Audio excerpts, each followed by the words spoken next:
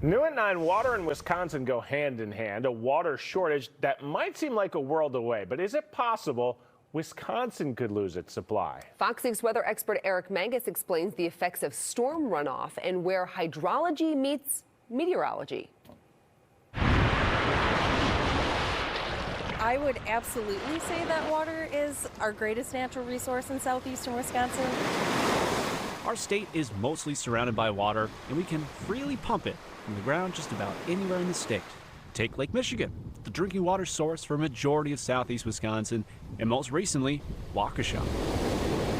So with all that water, what could possibly threaten the supply? Well, the problem starts in our own yards, farms, and cities. If we get 1 inch of rain across our entire service area, that's more than 7 billion gallons of water that falls. And that's just Milwaukee. Billions of gallons more fall across the rest of Wisconsin.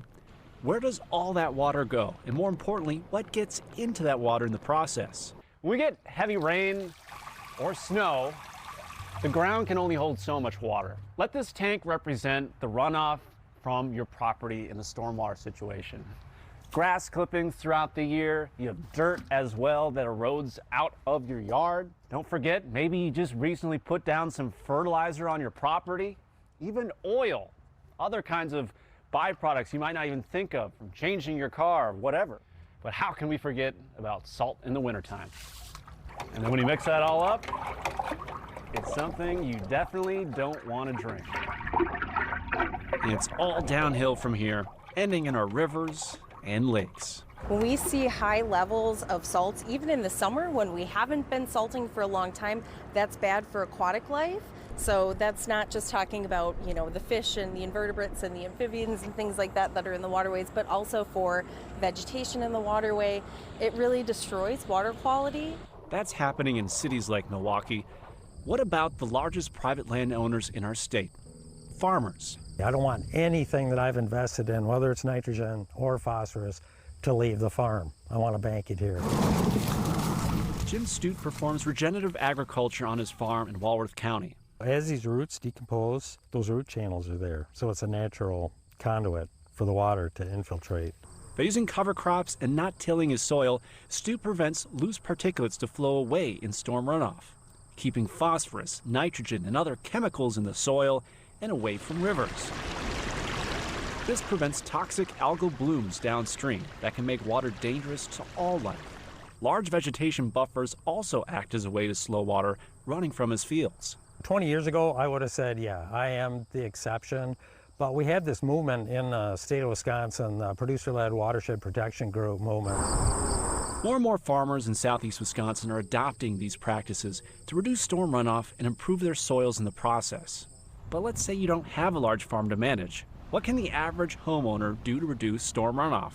The great thing about native plants is they have long root systems that allow water to infiltrate easier, especially into our clay soils here in southeastern Wisconsin. Native species are Wisconsin's very own natural storm water managers, and the very best at it are wetlands.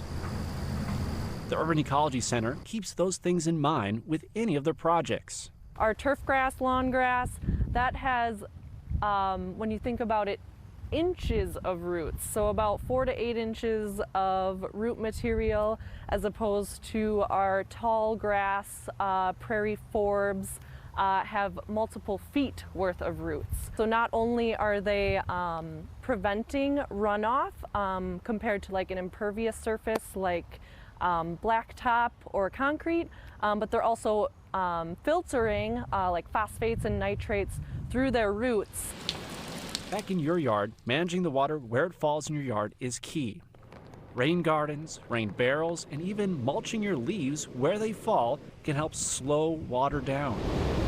Reducing storm runoff in your yards, cities, and farms is crucial in helping protect Wisconsin's greatest natural resource, so we can have clean drinking water for generations to come.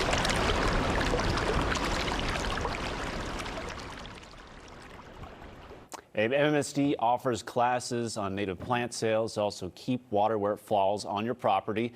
And the Urban Ecology Center has multiple locations to where you can see and get ideas of your own for restoration projects on your property. It's so interesting. I mean, you think a lot of people, they think when it rains in your backyard, oh, my grass, that'll take care of all this rain. Most of that rain is just running right off your yard, right? Exactly. So water's really good at diluting all kinds of chemicals. So a really good thing that was kind of a reoccurring lesson from this story was the less you use of chemicals or anything added to your yard, the better. Just do less. Less salt, less fertilizers, and be mindful of that water ends up somewhere, and it's Lake Michigan, one of the greatest freshwater sources in the entire world, and we need to cherish it because the world would be jealous to have it. And we're the closest to it. We have to preserve it, right? It's kind of like our duty. Absolutely. If we lose Lake Michigan, it's our greatest natural resource, as I said, all the water we have, it would be a tragedy. I feel like we should all take like a scout honor that we're going to protect our lake right now. Hey, if you use less, you spend less. Think of it like that. You know what I mean? So, Saves money. Eric, that was very insightful. Great Thank you. story. Thanks, Eric. Gotcha.